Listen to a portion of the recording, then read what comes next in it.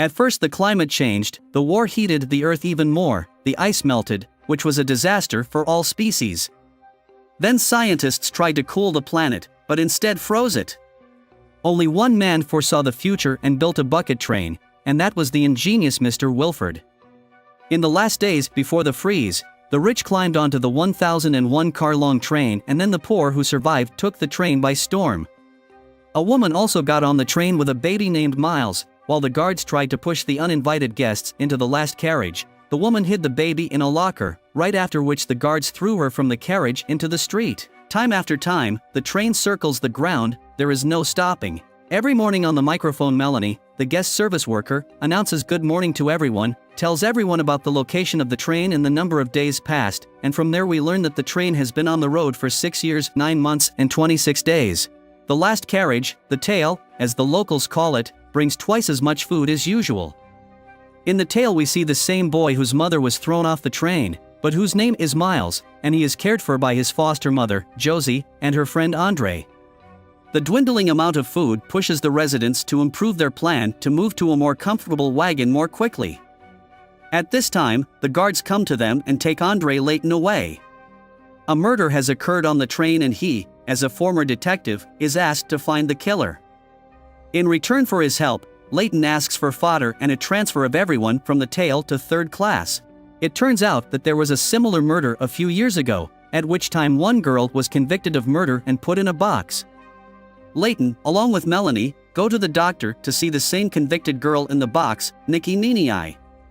She will be taken out of the crate if Andre finds the murderer, also assigned as a detective and transferred to the third-class carriage. Mr. Roche takes Layton to the suspects in the night wagon. There Andre meets his ex-wife, Zara, with whom they were happily married before getting on the train, but after their relationship gradually deteriorated and then she began working at the night wagon. There she met Sean and they fell in love. As Zara surmised, Sean was on good terms with someone in high places on the train, as they received permission to have a baby. But Sean was murdered, and Zara tells everyone that Andre was a detective in a past life so he could help find the killer. Next, Mr. Roche shows Andre the wagon where they grow food. Andre is surprised that having so much food they don't share with the tail. Then Melanie talks about the balance and ecosystem on the train. Meanwhile, the tailgate is celebrating old man Ivan's birthday, and as a birthday present, he asks to be left alone for an hour with a recording of Rachmaninoff. When everyone leaves, the music comes on. A few minutes later, he is found hanged. Melanie informs Ginya Sleep, who is the restaurant's chef and her friend, that they are going to wake up the put-in-the-box Nikki, who is very concerned.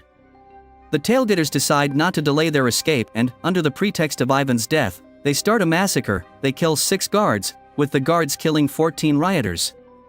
At this point, the severed hand of one of the guards is taken by a little girl who lives in the tail. She runs with that hand to the exit, bringing her hand to the lock, the wagon doors open, and we see the guards standing there. Layton persuades Melanie to let him talk and stop the tailgaters. Layton persuades the 3 tailgaters to surrender and lie down in a box. He hits Bess so she can't hear anything. He promises to get them out after he examines the whole train. Next we are shown Melanie, who goes to her room, changes her clothes and sees a man named Ben sitting at the controls of the locomotive. She says this is her seat. He gives her a seat and says this is her train, and that she is Mr. Wilford. Ruth from guest services comes in with guards at the tail end to punish the perpetrator of the riot. As the culprit they choose the very little girl who opened the carriage door. Over the years, tailgaters have been punished in the same way. They have been stripped of their arms. But the child's mother stood up for her and switched places with her. Her hand was wet with water and stuck out the window of the wagon to the outside. After a few seconds, her hand became frostbitten and was smashed with an axe. This process was watched by all the tailgaters. Next, we are shown Melanie taking notes in her diary and keeping it in her locker. On the door of the locker hangs a picture of the child. Melanie goes to the train control room, where she meets the 2 engineers, Ben and Javi.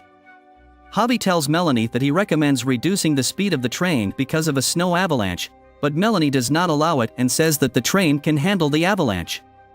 She is afraid that passengers will notice that something is going wrong.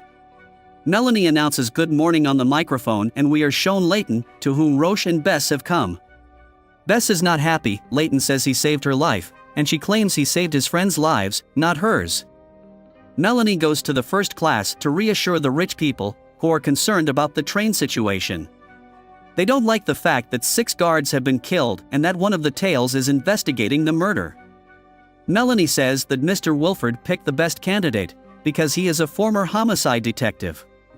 Leighton and Bess go to interview the tunneler who found the body. He tells them that he was doing his rounds under the agro sector that day and found the body under the floor. Leighton tries to find out more information about the train, but Bess notices this and does not allow the tunneler to answer. Next they go to the night wagon, where Leighton sees Miss Audrey, the head of the night wagon, singing on stage. After the song, they discuss the murder. Andre sees Zara in the distance. Miss Audrey allows him to show Leighton what people do on the night wagon. He is taken to a room where Zara meets him. Zara tells him that the night wagon has never been a brothel, that they help him get out of stress through meditation. It's like some kind of psychological help. They close their eyes and Leighton slips into memories. He remembers the time he spent with Zara, how he proposed to her. After that they open their eyes and make love. Afterwards, Andre asks Zara about her secrets. She says that Wilford's people don't tell everything about Sean. She thinks he was a snitch. He had good connections because Sean and Zara were allowed to have a baby. Andre asks if she was the one who loved him so much, to which Zara replies through the snow. She asks him to stay with her, but Andre has a commitment to the tail. Bess and Andre go to make an inspection of the corpse. Andre suspects the butcher, and hints that Bess ate human meat for lunch. She doesn't believe him. He tells her how the first year's tail was cannibalistic. Bess and Andre try to enter the butcher's wagon, but he won't let them in without a notary. Melanie and Jinju are at the doctor's, who tries to bring convict Nikki to her senses, but he runs into the problem that there have been neurological changes in the sleep process. Melanie goes to one of the cabinets in her thoughts, but at that moment an avalanche falls on the train, which causes a violent jolt, leading to problems with the Stingray wagon. The broken window causes all the cows and employees of that wagon to freeze and die. After fixing the problems, Andre and Bess manage to get into the freezer, where they find a sweaty room with body parts of the dead. An avalanche has caused water problems. Melanie decides to leave the tailgate without water, thereby saving the leftovers, but in order not to anger them, she decides to let the children learn. Ruth goes to the tailgate and calls the names of 3 children who are allowed to go to another wagon and study there. Among the students is Miles. Bess and Andre discuss the killer. Bess thinks it's the butcher, but Andre disagrees.